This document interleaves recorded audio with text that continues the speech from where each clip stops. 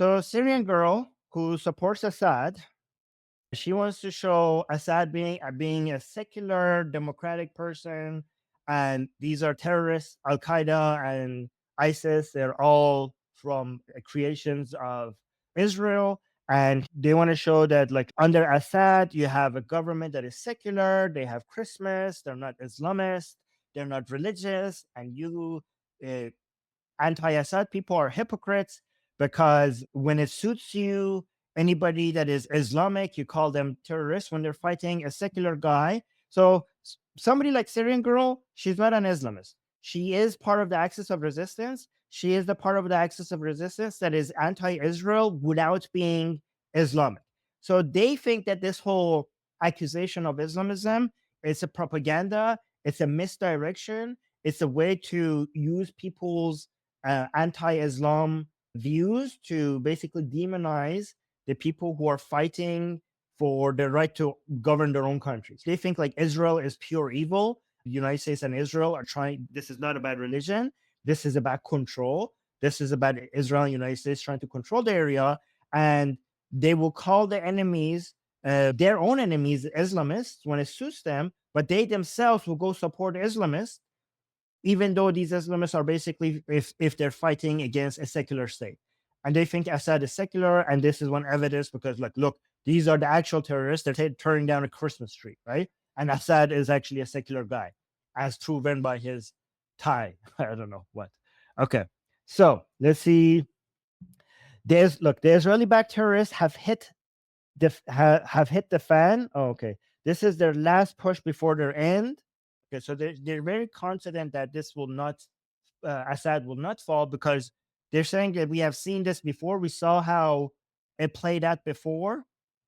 No, so they're not pan-Arabists because they're actually pan-Arabists don't believe in Syria as a country or Lebanon as a country. They want to unite all of this together. Syrian girl is a Syrian pro-Assad nationalist. That's how I would describe it. An anti-Semite, an anti-Israeli, secular Syrian pro-Assad nationalist. I've never seen her make pan-Arabist claims. So I don't know if she's even mentioned being Arab or the Arab identity. I think she just focuses on her Syrian identity. I don't know if she's a pan-Arabist.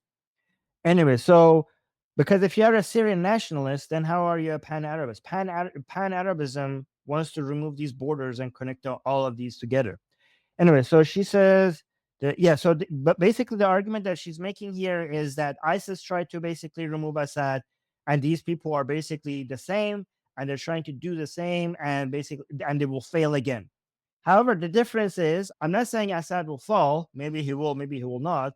But Syrian girls should not be this confident, because last time Assad had the Islamic Republic, Hezbollah, and Russia backing it up aggressively. I'm sure Russia is going to, at some point, do more airstrikes against the HTS. But right now, why are airstrikes by Russia mostly eastern? I saw, like, it's just on the HTS is on the west. Is Russia pretending to support Assad while not supporting Assad? I don't know what's happening. We'll see. Okay, but this is not the same thing, because Russia is busy with Ukraine. Hezbollah has lost all its leaders and most of its ammunition, its missiles, and the Islamic Republic is basically fighting for its survival. So I don't know. I don't know. This is not the same. This is not the same. Syrian girl saying Assad isn't running. 2012 called, it wants its propaganda back again. So she's basically saying it's going to be the same. It's not the same. Assad doesn't have as much support as he had before. And look, he's saying, stay calm and believe in the army. We have been through worse and beaten it. This is Syria. No, Syrian girl, this is not. You haven't been through worse. This is actually worse. You have little support. You used to have a lot more support. So let me see what else she has to say. I want to say, oh, this actually, listen to this, eh? Because they killed Palestinians in Yarmouk. So let's see what she has to say. She said Palestinians. I'm guessing that she wants to say that the HTS is anti-Palestinian, right? Guys, remember, the Syrian girl's propaganda really relies on her audience being anti-Israeli, okay, and anti-Semitic. So if you want to demonize somebody, the best thing you could do for Syrian girls' audience is to show their connection to Israel, and the best way to show their hatred towards the Palestinian people. So let's see what she has here. Let me see if she's going to make that claim. Zionist traitors of Syria. So this is so interesting. The Zionists are not in Syria. She's talking about the HTS. The HTS. The HTS stands for Hayat Tahrir al-Sham. Hayat, I know my Arabic pronunciation is not perfect, but Hayat, am I saying it? Hayat Tahrir al-Sham. I'll just say it in, or Sham. I'll just say it in Persian accent. Okay. So no, she's right. There are Palestinians in Syria. What are you talking about? Don't highlight this. I'm not. We're not even talking about that. Okay. I didn't even. Oh my God, Zionist traitors. So she's basically saying the HTS is a Zionist group just because they had links to Al-Qaeda, but they would say ISIS. So let's see. These are apparently the Zionists. Let me see. This is not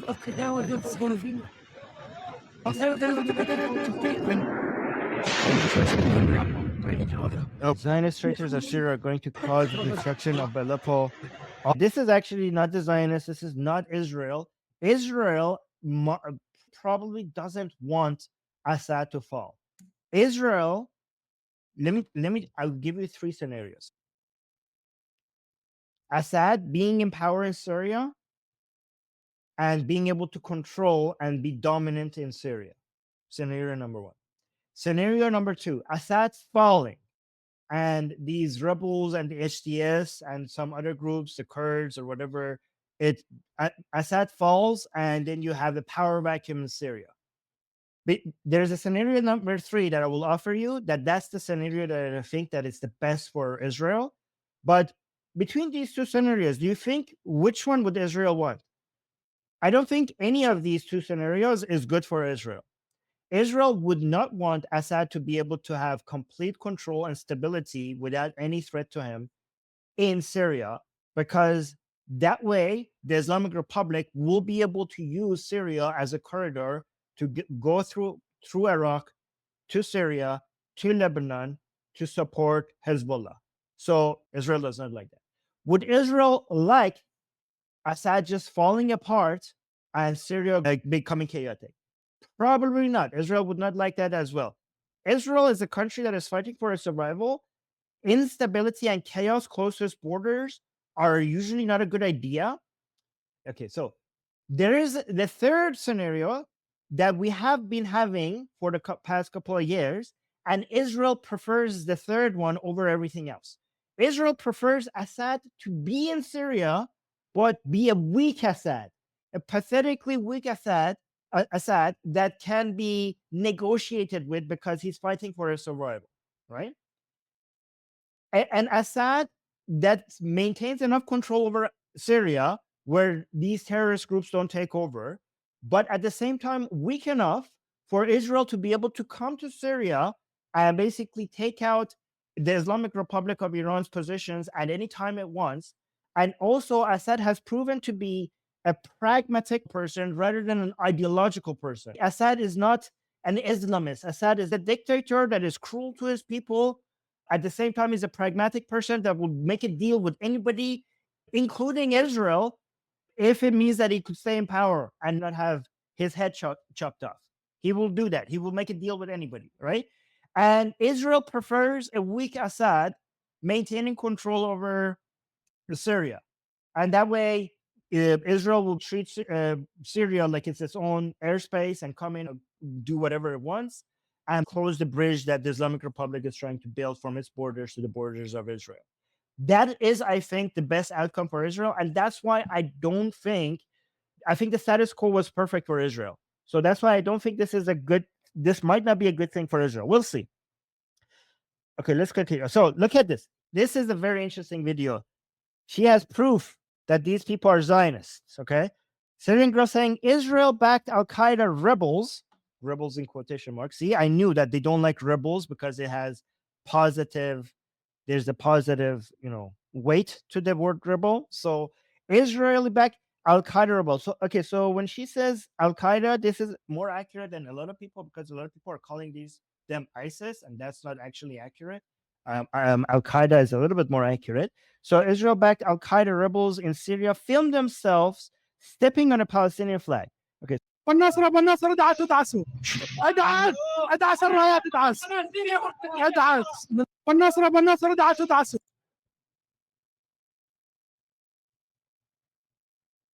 So we have the community notes saying that that's actually not the Palestinian flag. The community notes are saying that this is actually the Syrian Ba'ath Party flag, which makes sense for the area in the video, not the Palestinian flag. The Palestinian flag is similar to that of the Syrian Ba'ath Party, which uses the same shapes and colors, but the ratio, so the 2:3 ratio, as opposed to the 1:2 ratio. So people are saying based on the ratio, this is not the Palestinian flag. This is actually the Syrian Ba'ath Party flag. And if that is true, by the way, that's very embarrassing for the Syrian girl because she is a Syrian girl that is an allies of Syria, and she doesn't know the flag of her own party. Ba'ath Party flag.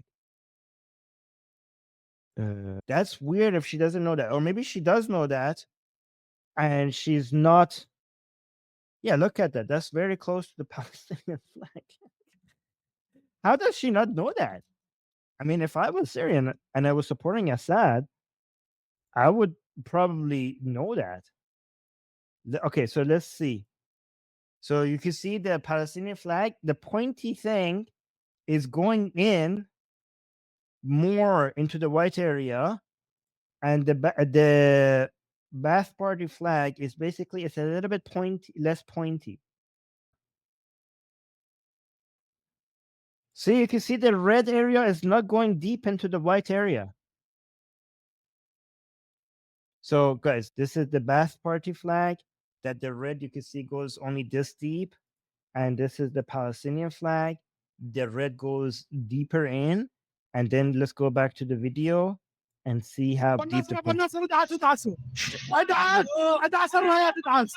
Yeah, you can see that the red is not going deep into the white area. ادعس بالنصر بالنصر. How does she not know that? She's a Syrian girl. She has been spending. People know her for her activism in Syria. This is the party that you support. How does she not know that? This is so embarrassing. Like, it's one thing. Like, you don't have to know everything about the Middle East, but if you're the Syrian freaking girl. Oh, but here's the thing. Look, this is actually more. Let me watch this. Here's the thing. If this was actually the Palestinian flag, if there was the Palestinian flag, I would call this, which is not apparently, I would see this as proper Islam. Tell me in the live chat, guys, why do you think I would consider somebody stepping on the Palestinian flag or burning the Palestinian flag as more Islamic as somebody waving the Palestinian flag?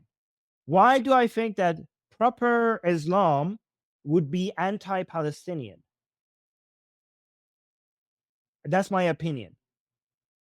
Yes, fantastic. John is getting true Islamism is anti-nation states. The concept of Palestine is a Western concept. The concept of Palestine endorses the idea of nation states. This is a liberal idea coming from the French Revolution. This is an age of enlightenment, Western European ideology that the whole world is now been taken over by, that we divided the world into nation states. So the concept of Palestine, the Palestinian identities, remember, we have three different identities here, right? We have the Islamic identity, we have the Arab identity, we have the Palestinian identity. And a person who understands Islam fully would hate the Arab identity and the Palestinian identity. Okay, the Arab identity is an ethnic identity, which Islam is opposed to. And the Palestinian identity is even worse because it's a Western identity, it's a nation state. The Islamic identity only cares about Muslims, And the government that they believe in, the ruling government, is not nation states like of Palestine or Afghanistan or Iran. They're supposed to have an Islamic caliphate that removes all these borders. If you fight for Palestine, that's an anti-Islamic position. You shouldn't be fighting for Palestine. You should be fighting for all of this area to be dominated by Islam without any of these nations' names. Does that make sense? So that's why this video, let me see if I could maybe justify this video that she shared, because that one seemed to be not have been to Palestinian flag. But let's see what the HTS is doing here. Now here they are swearing at and tearing down pictures of Al-Aqsa Mosque. So let's watch this. This is the HTS apparently. لواء الأقصى خنازير. لواء الأقصى خنازير. So again, I don't know who these people are. It's not the HTS, but if it is HTS, I understand why they might have done that. Anyway, so this was the community notes. By the way, let me see if people in the comments were calling her out. People are saying this is the militia faction that fights for Assad. Look for more propaganda. So again, people are calling her out and saying that the information that she's sharing is not actually accurate. But let me see if people may. This is the people are calling her out for the. This is the Syrian Ba'ath Party flag. Community noted, you are a liar. A Syrian girl don't know the flag of her own party. That is embarrassing. This is the Ba'ath Party flag. You propagandists. What is this? Clearly, the Zionist truce, the Israeli truce with Lebanon was a ruse to attack Syria and up to. Okay, these are more propaganda. Okay, so let's go back to more of her propaganda. See what she's saying. Let's go down. Let's go down.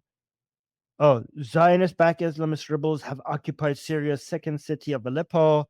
Like if you're a patriot that stands with Bashar al-Assad. I think this might have music, so I'm not going to play it, huh? Does it have music? Probably has music. I'm not going to play it. Oh, this one is very interesting. Look, I want people like Daniel Hayraju to see this video, okay?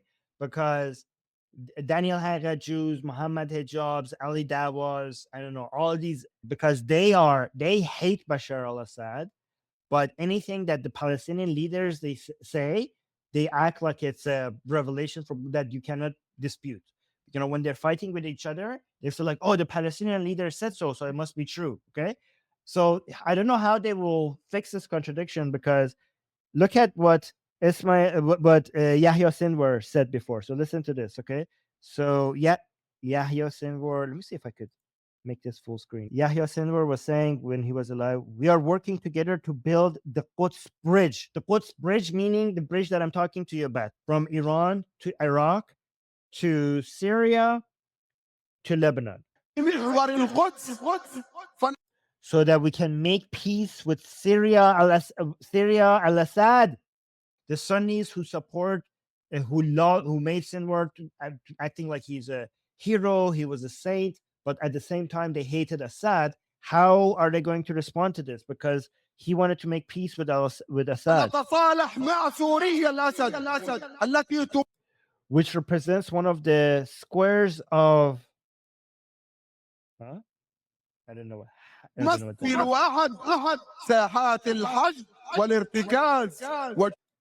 a soldier in Lebanon. Okay, so let me see what the Syrian girl was saying about that. The Syrian girl saying, what has Assad done for Palestine? They keep asking. Let Yahya Sinwar tell you. Okay, so Yahya Sinwar. So Syrian girl wants to convince, because right now within the people who are anti-Israeli, there's a division. Okay, we have the people who are anti-Israel, anti-Jewish, but they hate anything that has to do with the Islamic Republic because it's Shia. And because Assad is also part of this axis of resistance, and Assad killed a lot of Sunnis. And these people consider Assad to be a puppet of the Islamic Republic and a Shia takeover. So this is a Sunni versus Shia divide as well, right?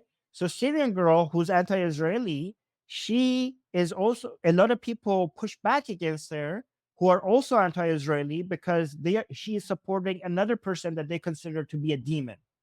So within the Sunni radical people on social media and also in the Middle East, some of them actually hate Shias more than they hate Israel. So anybody that comes with an anti-Zionist message but supports Assad or the Islamic Republic or Hezbollah, they consider them to be their enemies, and they're using the anti-Israeli narrative as a way to bring the Shia influence into the region, right? And remember, for a lot of these people, as bad as Jews are, the Shia is considered to be the mushrikeen. So the Quran tells you that the greatest enemies of Muslims are the al-Yahud wal mushrikeen. So the Jews and the mushrikeen, the people who associate partners with Allah. And Shias are one of those two. And to a lot of these people, the Shias are worse. So this is why she's trying to use the pro-Palestinian narrative. A lot of these people are anti-Assad. She's like, oh, you're anti-Assad? Well, your hero, Yahya Sinwar, was not anti-Assad. Okay. And to be honest, Sinwar was closer to the Islamic Republic and Assad and the whole Shia. This is why before he died, he was talking about Hussein. Did you guys see that? Sinwar, to be able to get more support from the Islamic Republic, he was comparing the battle of the Palestinian people to the battle in Karbala by Hussein, which is completely a Shia narrative, which showed how desperate he was to get more favors from the Islamic Republic. Because to be fair, the Islamic Republic abandoned Hamas in this fight. But anyways, this is funny. By the way, they think that Turkey so Israel is United States' dog, and Turkey is also Israel's dog while pretending to be anti-Israeli. They think their conspiracy theory is that Erdogan is a puppet of Israel, but a very clever puppet of Israel because it pretends to be anti-Israeli while it's doing its biddings, right? So this is the meme that they put a video of Erdogan support for Palestine. And the reason why they think that this is all Erdogan is because in HTS is actually gets the support of Turkey. They're not a proxy of Turkey. They are more independent than other groups in northern Syria. They were so they used to be the Free Syrian Army, but now they're the SNA, the Syrian National Army. Why do you keep changing your names? Okay, so the Free Syrian Army. So we have two groups. Let me actually show you on the map. We have two pro-Kurdish groups. Let me show you what the hell is happening on a good map somewhere here, right? So if you look up here, so this blue area, this is the mostly Kurdish American. This is the Kurds that are holding this area, backed by United States. Well, not as much as before, but still backed a little bit by United States. I think like there's only 1,000 Americans there left. But this is the Northeast is basically Kurdish. Okay, these green areas. This is the group with the new name, the SNA, which they used to be the Free Syrian Army. Now they're Syrian National Army. The green part is completely loyal to Turkey. They get their direct orders from Turkey. And they're there to basically create a buffer between the Kurds and Turkey because that's the main priority, to reduce the influence of the Kurds inside Turkey. Because the blue area, the Kurdish people that are fighting here against Assad and against ISIS and against basically everyone else, this is called the SDF, the Syrian Democratic Forces.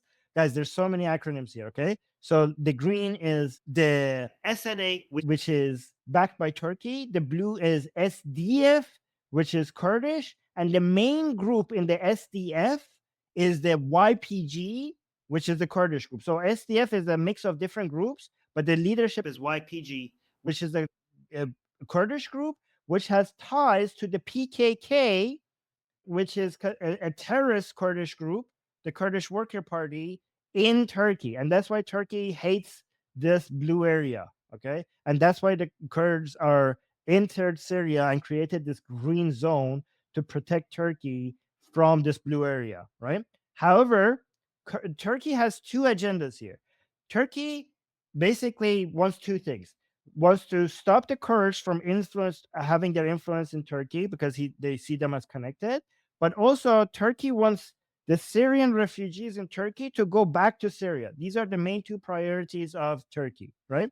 This other group, the HTS, the Hayat Tahrir al-Sham, which is in the left corner, you can see. Why is my mouse not showing? Oh, there we go. Here, you see. So this is where all this shit is happening, right? So this is Aleppo. This is Idlib. So this group was here. These people are backed by Turkey, but not as directly as these green areas, right? So this is why this HTS group is such a combination of a whole bunch of different groups. You have some Al-Qaeda people in there. You have even some Turkish people right now that are joining this fight and helping them, Turkish-backed forces. You have some more moderate groups there, but it's mostly HTS. It's backed by Turkey, but it's not as loyal to Turkey as these green areas.